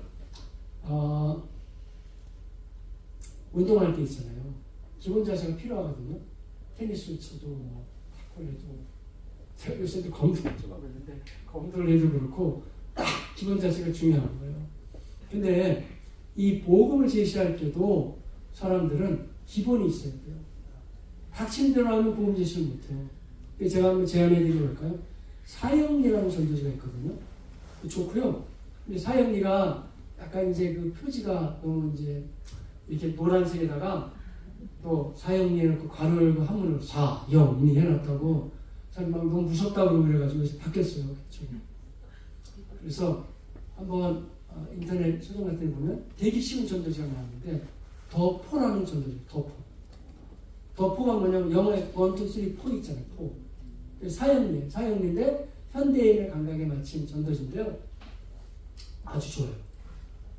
그림으로 하나, 둘, 셋, 넷 해가지고 하는 전도지인데 한번 물어보시고 혹시라도 너무 관심이 있으시고 그러면 제가 연결해 드릴 수 있어요. 그 CC 간사들. 와서 훈련해달라고 금방 할 수 있어. 그리고 아마 영성 있는 교회는 금방 배워가지고 그 덮어를 가지고 요새 전도를 많이 해요. 사형인데 이제 딱딱한 글이 아니고 그림으로 딱딱딱 보여주고 그런 거라든지 아니 전도 폭발도 좋거든요. 그런 거라든지 해서 복음을 제시합니다. 예수를 믿도록 이렇게. 아니, 요즘에 전도하기 어렵잖아요. 그런 마음 먹으면 안 된다니까요. 지금도 예수에 대한 복음을 제대로 못 들어봐서 그렇지 사람이 듣기만 하면 다 주님을 믿어요. 못 들어봤어. 근데 마귀가 해방을 많이 하죠. 못 듣게. 어떻게든지 간에 그런 면에서 제가 삶으로 전도하고 말로 전도한다 그랬잖아요. 삶이 친절해야 돼. 친절하게 잘 해주면서 그분들로 하여금 예수의 복음을 제대로만 듣게 하면은 다 믿어요. 이런 얘기하면 정말 많아요. 오직 했으면 제가 우리 교회 예배 시간을 다 바꿨을까요? 너무 복음을 전할 사람이 많은 거예요. 그러니까 교회 그냥 다른 교회 오는 거 말고 아예 안 믿는 사람들. 이때니까요. 얼마든지 있고 아까도 얘기했지만 외국 사람들도 있고 뭐 전도할 대상자들이 얼마든지 많아요. 하나님을 기쁘시게 하면 하나님은 교회와 우리 가정과 삶을 책임져 주십니다. 그 비전을 가지고 갈 필요가 있지. 복음 제시를 명확하게 해야 돼요. 저는 사형리 같은 거 달달 외우고 다니거든요. 사형리에 대해 들어오셨습니까? 사형리에 자연법칙이 있듯이 하나님의 사람의 영적 원리가 있습니다. 제일 원리. 하나님 당신 사람 당신을 놀라운 계획을 가지고 있습니다. 얼마든지 다 전할 수가 있죠. 그러니까 이런 게 프레임이 없으면 아까 얘기했죠. 운동할 때 탁구를 쳐도 그렇고 테니스도 자세 아무렇게 맞춰 그런 건 못하는 거예요. 기본 자세. 복음을 제시할 수. 가장 편한 전도지 중에 하나가 더 폴이라든지 괜찮으니까 한번 사용하시면 좋을 것 같아요. 아, 이거예요. 이게 뭐냐면 내비게이터 나온 교재인데요. 이건 뭐 인터넷 뭐 교본 어디 치면 금방 나와요. 왜냐면 이게 아마 제자훈련에 가장 오래되고 전 세계적인 교재예요. 웬만한 나라에는 다 자국으로 다 번역이 돼 있어요. 외국 가서도 금방 쓸 수 있고. 저는 우리 교회는 새로운 가족들이 오거나 예수를 처음 믿을 때 저 교재를 가지고 제자훈련을 해요. 제자훈련을 구역장 한 명을 세우는데 하나, 둘, 세 단계가 있거든요. 하나는 이 과정인데 확신반이라고 그러고 두 번째가 양육반이라는 게 있어요. 세 번째가 제자훈련인데 이제 꽃이 제자훈련이지만 모든 게 다 그렇죠. 처음에 이제 훈련을 워밍업을 해야 되잖아요. 근데 그 워밍업을 하는 교재로 이 내비게이터에 그리스도의 확신이라는 교재를 사용하죠. 제가 시간을 보니까 이 얘기만 하면 거의 끝날 것 같아가지고 아쉬운 대로 요 확신만만 해도 교회 분위기는 완전히 바뀌어요. 그러니까 이 제자훈련을 암기 중심이거든요. 이 내비게이터는 성경 구절을 다 몽창 외우는 거예요. 근데 내가 나이가 먹어가지고 잘 안 외워지는 그런 핑계는 하지 마세요. 왜냐하면 제가 70, 80 먹은 어르신들 다 훈련시켰어요. 다 해요. 어르신들도 다. 제가 전에 안양에 있었던 교회인데 그때는 구역예배예요. 구역예배를 갔는데 제가 화장실 가게 됐어요. 그 순이, 아니 그 구역이 할머니 순이었거든요. 화장실 가서 너무 놀란 거예요. 왜냐하면 화장실 전체가 다 성경 구절로 다 해요. 그 할머니가 그거 외우기 위해서. 너무 도전됐어요. 야, 이렇게 하시면 이분이 외우시는구나. 나와봤어요. 그랬더니 제가 이제 들어갈 때 몰랐는데 자세히 보니까 싱크대에도 전부 다, 옆에도 전부 다 하나님의 말씀을 새기는 거예요. 그러니까 우리가 훈련할 때 제자훈련에 이제 제가 좀 시간이 제한돼서 좀 빠르게 나와서 미안합니다만은 가장 기본적인 훈련 중에 하나가 사실은 암송이에요. 왜 그런지 아세요? 암송이 중요한 게 아니고 하나님 원래 중요하신 게 묵상이거든요. 묵상이 중요한 게 아니고 진짜 중요한 거는 생각 훈련이에요. 어떠세요? 제가 물어볼까요? 여러분 생각이 잘 통제가 되세요? 전 상당히 어렵던데. 제가 제 나름대로 저도 경건하게 산다는 사람이에요. 근데 생각을 거쳐볼 수가 없어요. 얘를 잡아놓을 수가 없어요. 여러분 안 그러세요? 안 그러면 저는 보셔가지고.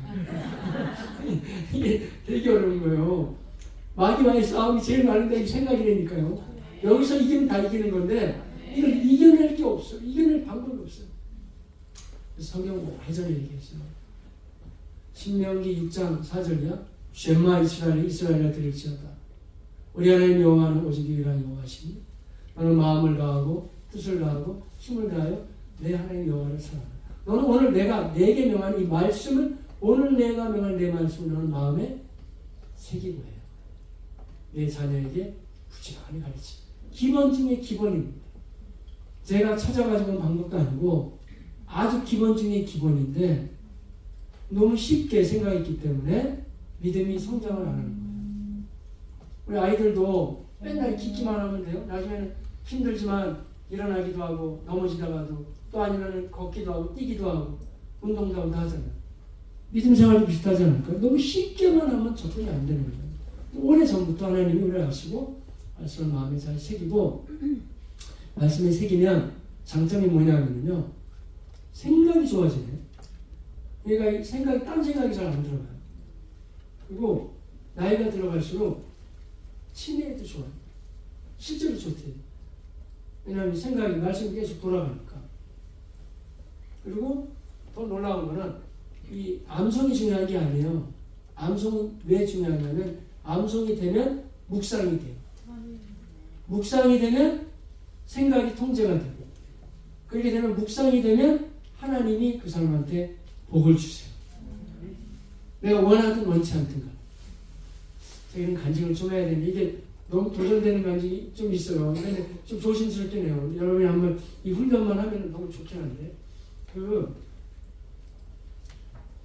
시편 말씀인데요.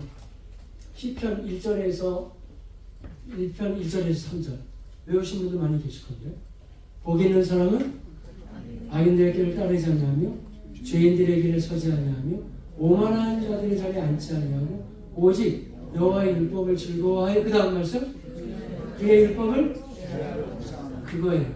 주야로. 근데 그 다음 절에도 중요해요. 주야로 묵상합니다. 그 다음에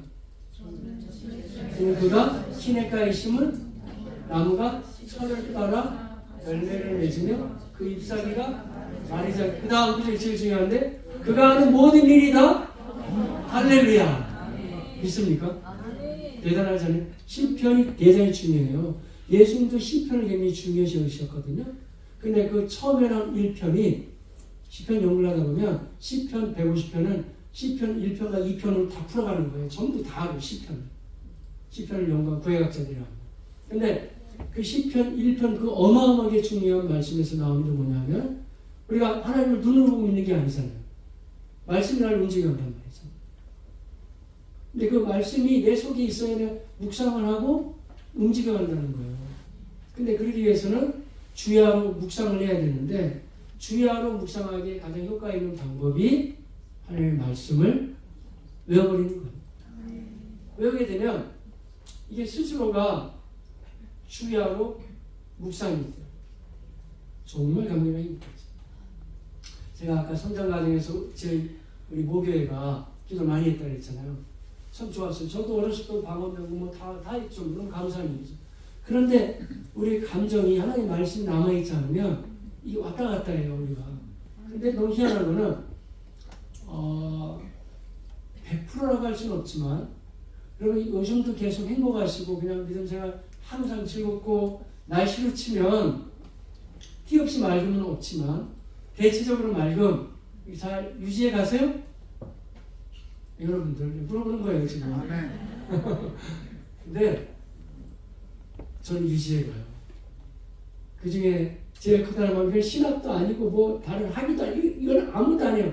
그런 게 아니고 뭐 사람들이 뭐 교회 부흥했다 그것도 아니에요. 저한테는 그거랑 하나님하고 저하고 관계는 아니니까 가장 저를 풍성하게 하는 관계는 말씀 암송과 묵상입니다. 어마어마한 진짜 대단한 말씀 암송과 묵상입니다. 제가 이걸 언제 깨달았냐면요. 목회하면서 깨달은 게 아니고 도전만 드리고 마무리할게요. 오래전이에요. 대학교 3학년 때 깨달았어요. 저는. 왜 깨닫게 됐냐 이유가 있어요. 그때 제가 원래 그 학부에서 전공이 경제라고 그랬잖아요. 왜 그랬냐면 저희 어머님이 제 얘기에서 미안합니다만 이 꿈이 제가 은행원이 되는 거예요. 소박한 꿈이었죠. 근데 저는 어머님도 굉장히 요성스러웠거든요. 그래서 그래 그때는 뭐 제가 예수님을 교회 나와서 어마어마하게 잘 믿던 때는 아니니까 나는 어머님을 기쁘시게 할 거야. 그래서 제가 그래서 경제과를 들어갔어요. 공부를 했어요. 근데 거기 치코스에 그러고 가면 은행 우리 친구들 졸업 친구들 다 은행 제일 많이 갔어요. 이제 은행 보면 되는 거예요. 맞는 거예요. 이제 쭉 가는 건데 제가 군대를 다녀왔는데 우리 아버지가 하시던 사업이 실패했어요. 그리고 우리 어머님이 엎친 데 덮친 격으로 병환이 드셨어요. 다 지난 얘기에서 제가 쉽게 얘기한다면 제 인생에서는 가장 춥고 슬펐던 계절이에요. 근데 저 대학교 3학년 때 우리 어머님이 돌아가셨어요. 제가 전체가 다 무너졌어요. 왜냐하면 전 대학 다닐 이유가 없어요.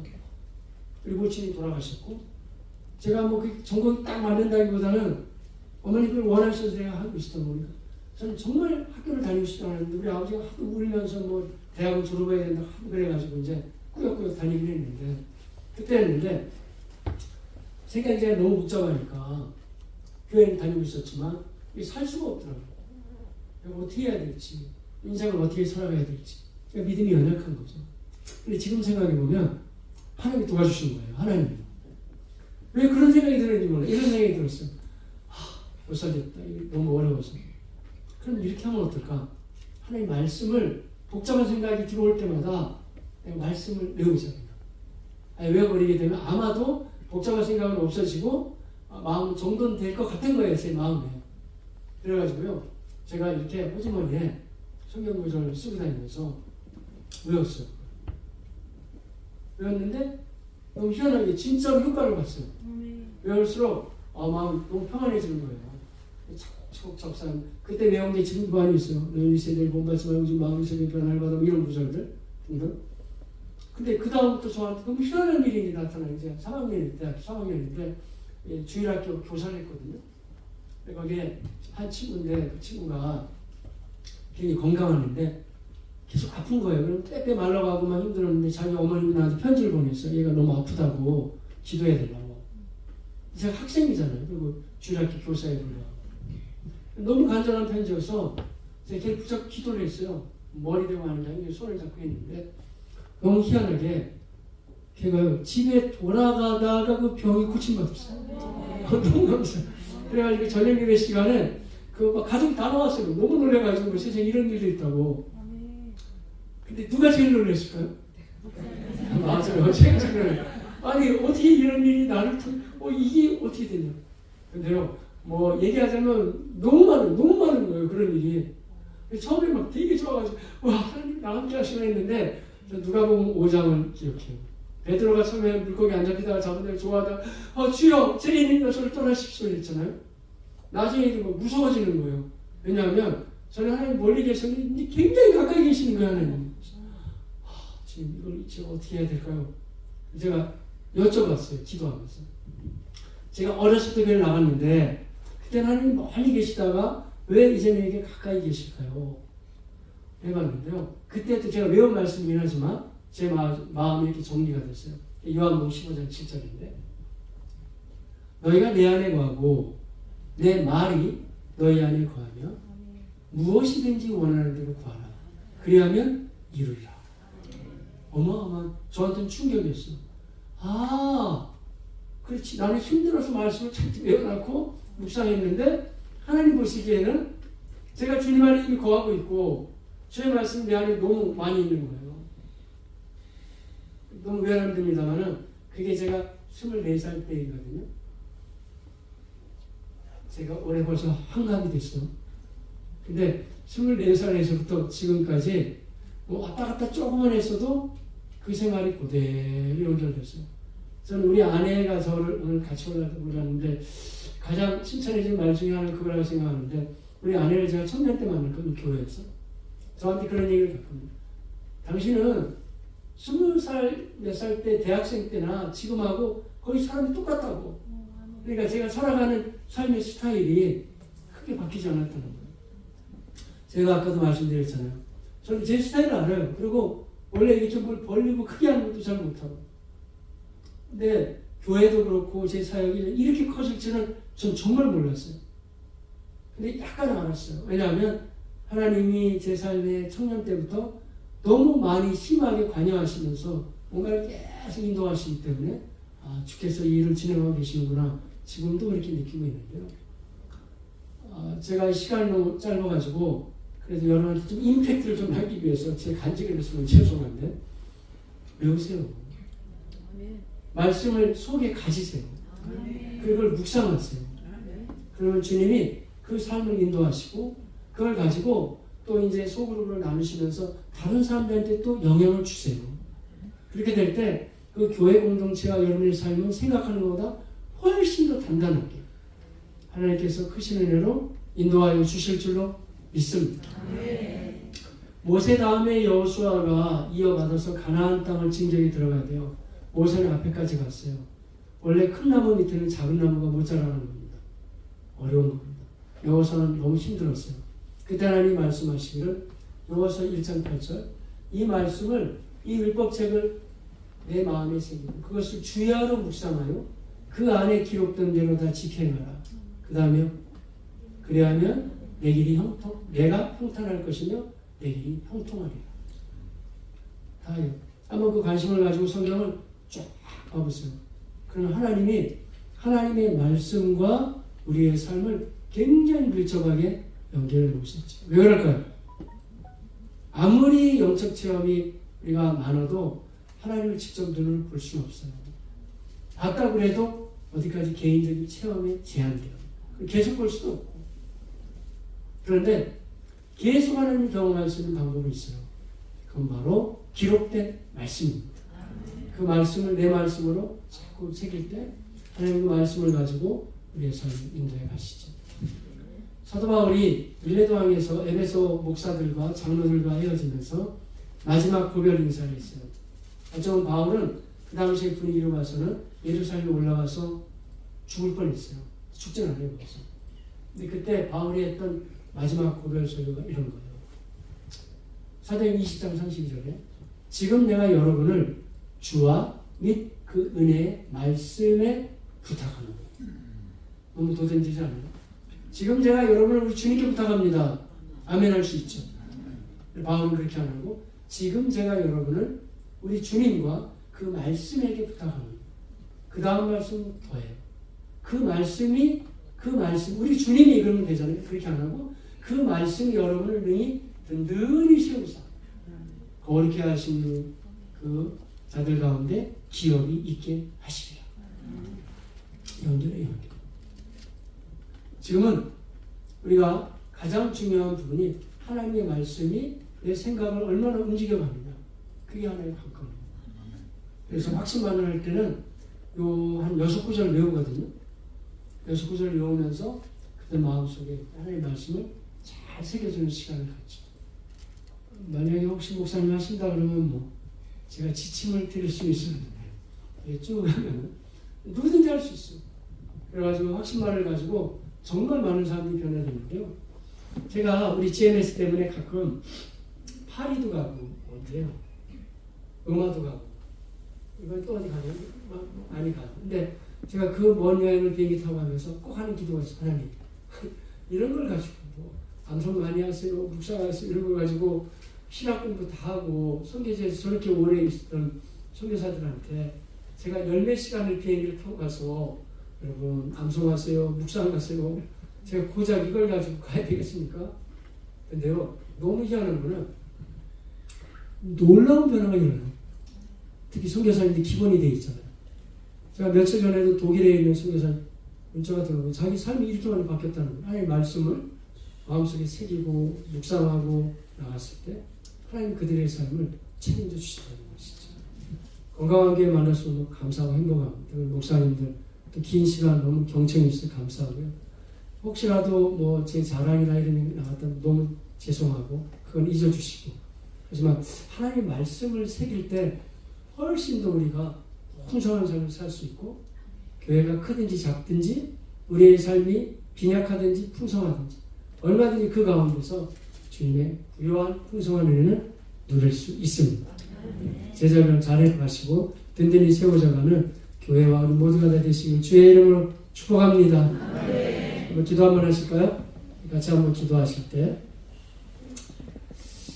이렇게 기도하시죠. 하나님, 우리가 주의 말씀을 알고는 있지만 우리 마음속에 얼마나 잘 새겨서 그것을 깊이 묵상하는, 주님이 시냇가에 심은 나무와 같은 삶을 살라고 격려하고 계시는데 그러한 삶을 살고 있는지 다시 돌아보게 하여 주옵시고, 주여 우리 자신이 또 교회가 이렇게 튼실한 교회로 제자훈련을 세우면서 모든 성도님들과 더불어 동역하며 세워져 갈 수 있게 인도하여 주옵소서. 자, 이런 제목까지 기도하시는데 주님의 이름을 크게 주여 부르고 같이 기도하겠습니다.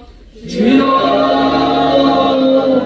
특별한 하나님의 계획과 하나님의 섭리 가운데 교회론을 가지고 성경을 살펴볼 수 있는 귀한 기회를 허락하시니 감사합니다. 우리 장일권 목사님과 또한 세우신 목사님들을 통하여서 시간 정말 소중한 주의 말씀을 허락하여 주시니 감사드립니다. 하나님, 그렇습니다.